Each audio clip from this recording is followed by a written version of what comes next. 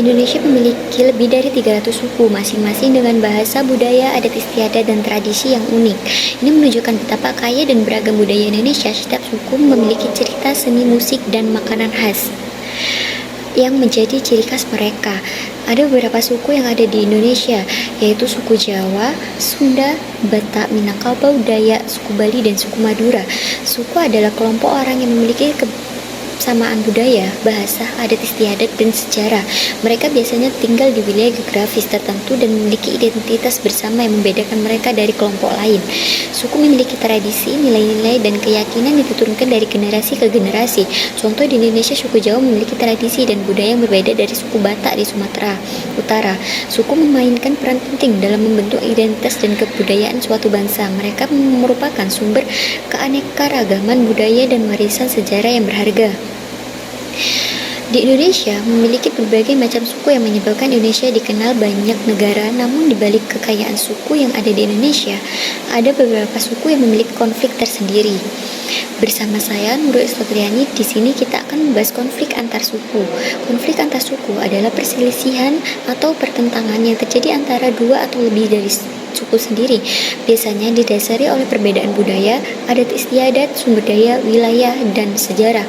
Konflik ini bisa berujung pada kekerasan fisik, permusuhan, hingga pertumpahan darah. Di sini saya akan membahas konflik suku yang didasari perbedaan wilayah. Salah satu konflik yang ada di Indonesia adalah konflik yang terjadi antara suku Lampung dan Bali.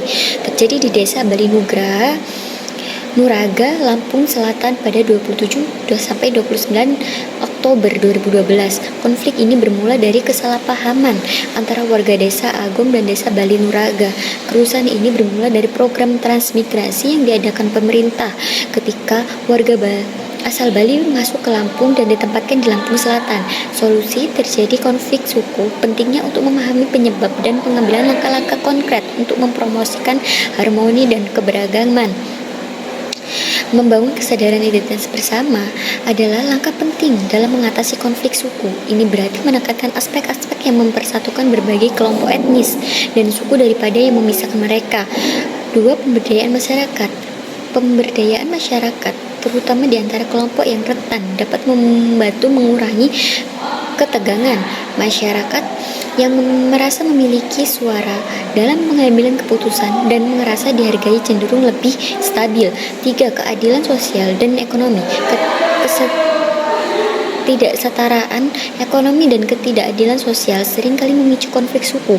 Memastikan akses yang setara terhadap sumber daya dan peluang.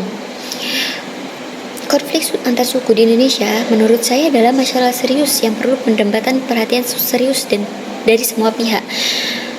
Indonesia dengan keberagaman budayanya memiliki potensi besar untuk menjadi contoh persatuan dan keragaman.